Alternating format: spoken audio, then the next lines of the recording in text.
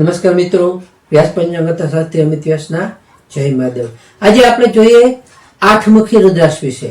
આઠમુખી રુદ્રાક્ષ જોઈએ તો આઠમુખી રુદ્રાક્ષના તેના સ્વામી ભગવાન ગજાનન ગણેશ છે અને તેના મુખ્ય દેવતા જોઈએ તો મુખ્ય દેવતા બટુક ભૈરવ છે। તે ખૂબ જ શુભ માનવામાં આવે છે અને તે તમામ સુખ સુવિધાઓ અને દરેક ક્ષેત્રમાં આપને સફળતા તેમજ રિદ્ધિ સિદ્ધિ તેમજ તમામ આપણી બાધાઓને દૂર કરે છે।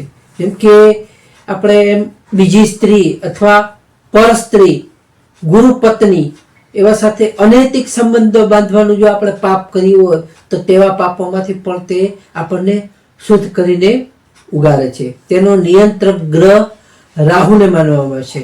જેમ કે આ પહેરવાથી રાહુથી થતા તમામ રોગો તેમજ તમામ મુશ્કેલીઓ નડતરને ખાસ દૂર કરવામાં મદદ કરે છે। આ રુદ્રાક્ષને શુક્રવારે પૂજા પાઠ કર્યા પછી કાળા દોરામાં અથવા સોનાની કે ચાંદીની ચેનમાં પહેરવો જોઈએ। તેને પહેર્યા પછી પહેરનાર વ્યક્તિએ દરરોજ મંત્રની કે ઓમ નમઃ શિવાય અથવા આનો મંત્ર છે ઓમ હુમ નમઃ, ઓમ હુમ નમઃ, આ મંત્રની માળા અથવા યથાશક્તિ આ મંત્ર કરવો જોઈએ, જેથી કરીને તેના સારા એવા ફાયદાઓ થઈ શકે। તેના અન્ય ફાયદાઓ પણ આપણે જોઈએ તો આ રુદ્રાક્ષની માળા અથવા પારો પહેરવાથી ભગવાન ગણેશના આશીર્વાદ આપણને પ્રાપ્ત કરવા સરળ બની શકે છે। રિદ્ધિ સિદ્ધિ સુખ સંપત્તિની પણ સારી એવી પ્રાપ્તિ થાય છે। આ પહેરનારને જેણે રુદ્રાક્ષ પહેર્યો હોય તેને અકસ્માત, શક્તિશાળી શત્રુઓ,